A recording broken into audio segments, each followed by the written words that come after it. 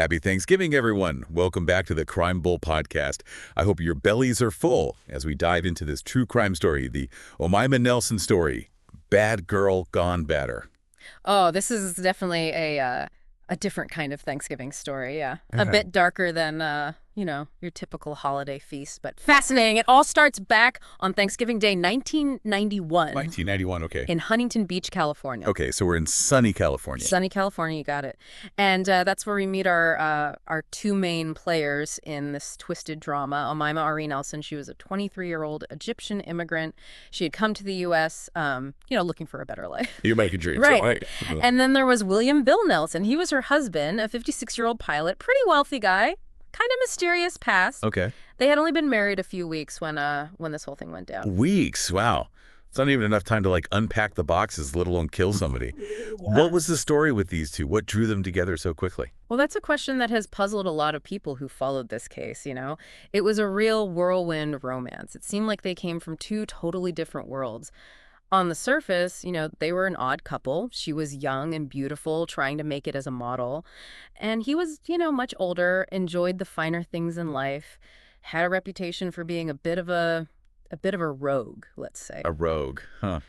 Okay, that's definitely ringing some alarm bells already. So let's rewind a bit.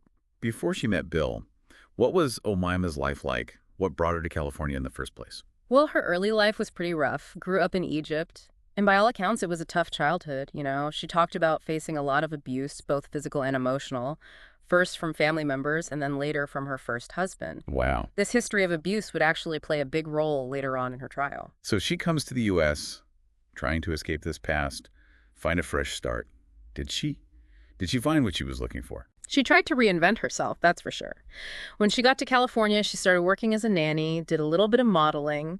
On the outside, she projected confidence, even charm, But some people who knew her back then, they described a different side to her, a more troubled side, like she was still carrying around the weight of her past. I can imagine. It makes you wonder if she ever really felt safe, truly safe, even in a new country. Yeah, you gotta wonder.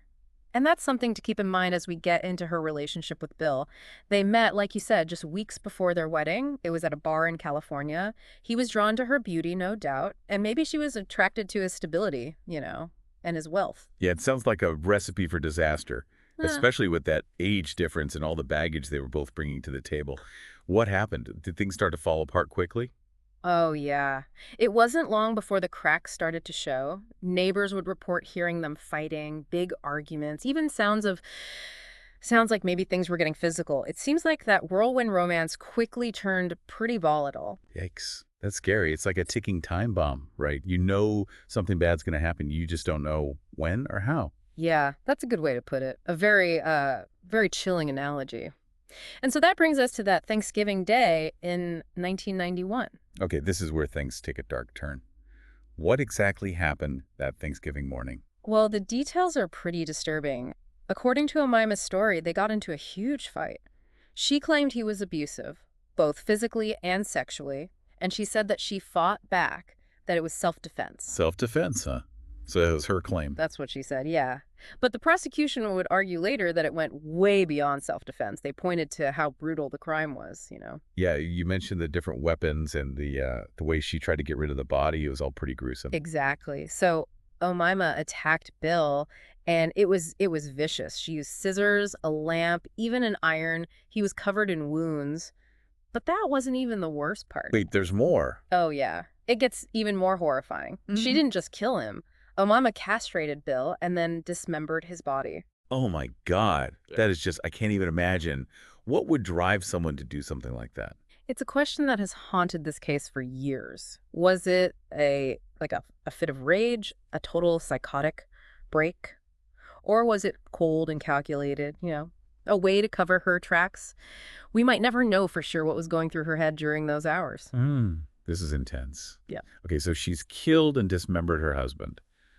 What did she do next? Did she try to run? This is where things get even weirder, even more disturbing. Omaima tried to get rid of Bill's body, but she did it in this really, really methodical way. It was almost macabre, you know? Okay, I think I need to take a deep breath here. This is getting pretty intense. What did she do? She used trash bags to throw away some of the body parts. She even tried to grind some of the flesh and bones in the garbage disposal. Mm-hmm. And this is the part that really made this case infamous. She cooked some of his remains. She cooked Oh. his remains. Yeah. I mean, is this real life? This sounds like a horror movie. What was she thinking? It's almost impossible to understand, isn't it? Some people have said maybe she was just desperate to get rid of the evidence, you know? But others think it points to something much darker, something more psychologically messed up. This is just unbelievable. How did she think she was going to get away with this? Well, her plan, if you can call it that, was definitely flawed. A few days later, she called up her ex-boyfriend, offered him a ton of money to help her dispose of the rest of Bill's body. She called her ex, offered him money. Really? Yeah, it seems like desperation can make people do some pretty crazy things. Yeah. Luckily for everyone, her ex-boyfriend was totally freaked out by what he saw and heard, and he went straight to the police. Smart move. Good for him. So this is where the police finally enter the picture. Right, and when they got to the Nelsons' apartment, it was like a scene out of a nightmare. Blood everywhere, Bill's body parts scattered all over the place. Even the most seasoned cops were shaken by what they found. I can only imagine. Yeah. So they arrest Omaima. What happens next? What's her story now? Well, with all that evidence staring her in the face, Omaima's story starts to fall apart. The police question her, and her claims of self-defense don't really hold up under scrutiny. So the focus shifts from the horror of the crime to the legal battle that comes next. What was her defense strategy? What were they going to argue in court? Well, her lawyers, they tried to paint her as a battered wife, someone pushed too far who had reached her breaking point. They argued that she was a victim of years of abuse from Bill, and that, coupled with her own traumatic past, it created this pressure cooker situation that eventually exploded on that Thanksgiving day. So they were basically saying that she snapped, that she wasn't in control of her actions. That was their main argument, yeah. Now, the case moves to the courtroom. It was a trial that captivated the whole country, this real clash between, you know, truth and lies and shocking accusations and horrifying evidence. It had everything. Yeah, I can only imagine the media frenzy surrounding this whole thing. It's got all the elements of a tabloid dream, right? Yeah. Sex, violence, and a Thanksgiving Day twist. I bet the press had a field day with this one. Oh, absolutely. The media ate it up. The public, I mean, they were horrified, but also totally transfixed by the whole thing. But, you know, beneath all those crazy headlines and the gory details, there was this really complex legal battle going on. A battle that raised some serious questions about domestic abuse, you know, about the limits of self-defense, about how you even prove a crime as awful as this one. Okay, so let's get into the trial itself. What were the main arguments that each side presented?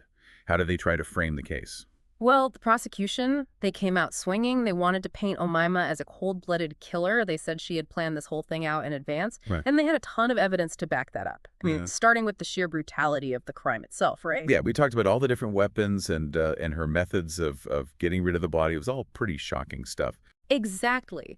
And the prosecution, they really hammered those details home. They said, look, this shows premeditation, a level of cruelty that goes way beyond someone just trying to defend themselves. And they pointed to her actions after the murder, you know, cleaning up the crime scene, trying to dispose of the body parts, and then that whole thing with trying to bribe her ex-boyfriend to help her. Right. It's like they were saying, if this was self-defense, why try so hard to cover it up? Exactly. They argued that those were the actions of someone trying to get away with murder, not someone who just reacted in the heat of the moment to protect themselves. Makes sense. Yeah. But what about the defense?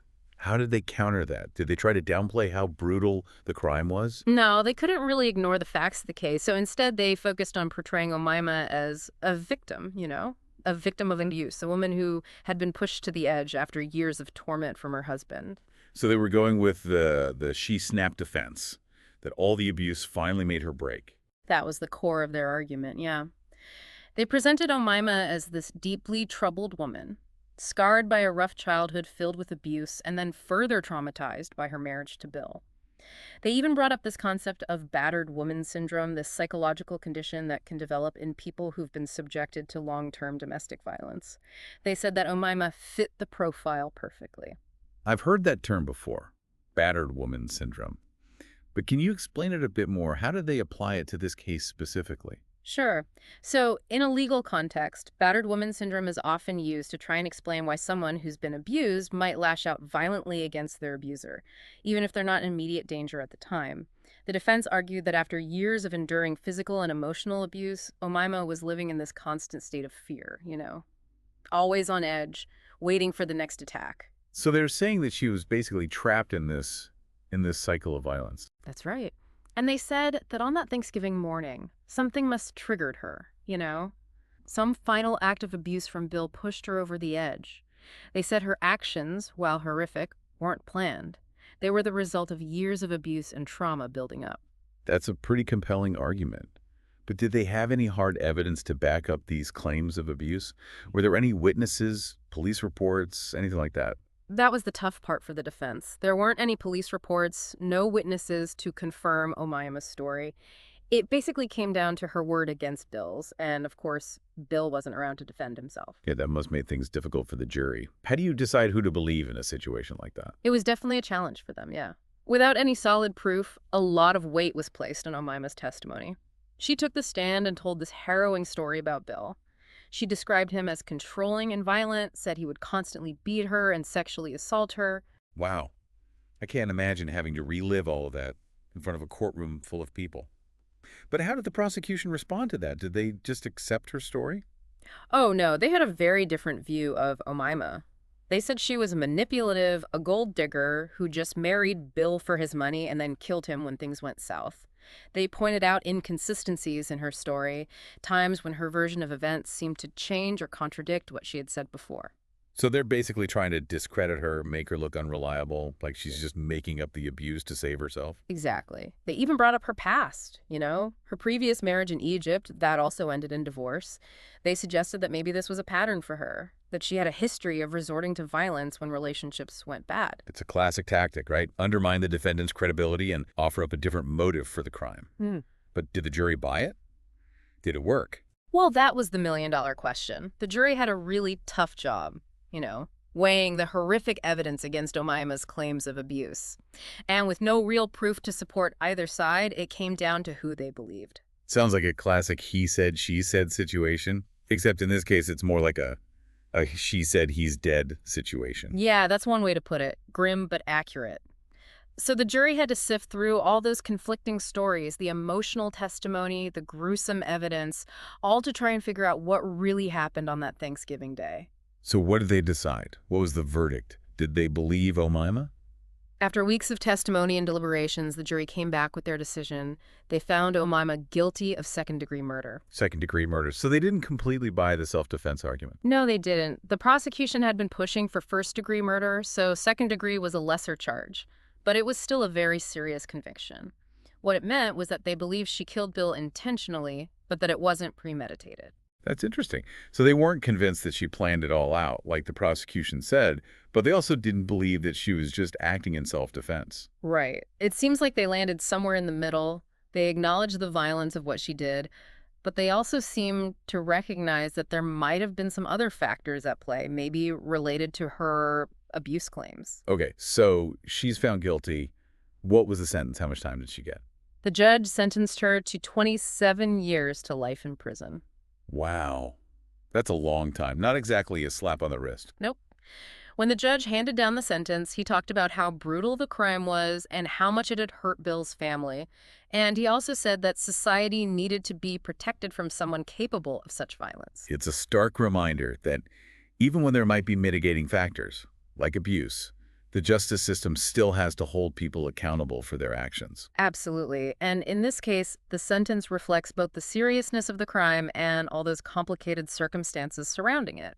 This is such a fascinating case. We've gone from a whirlwind romance to this brutal murder and then this whole courtroom drama where everyone's trying to figure out what's truth and what's a lie. So what happened to Omaima after the sentencing? What happened next? Well, Omaima's story doesn't end with her going to prison. Her case continued to raise all sorts of questions about justice, about rehabilitation, about how we deal with crimes like this as a society. And that's what we'll delve into in the final part of this deep dive. So we've covered a lot of ground with this case. We've talked about Omaima and Bill's crazy romance, the murder, the trial. It's been a wild ride.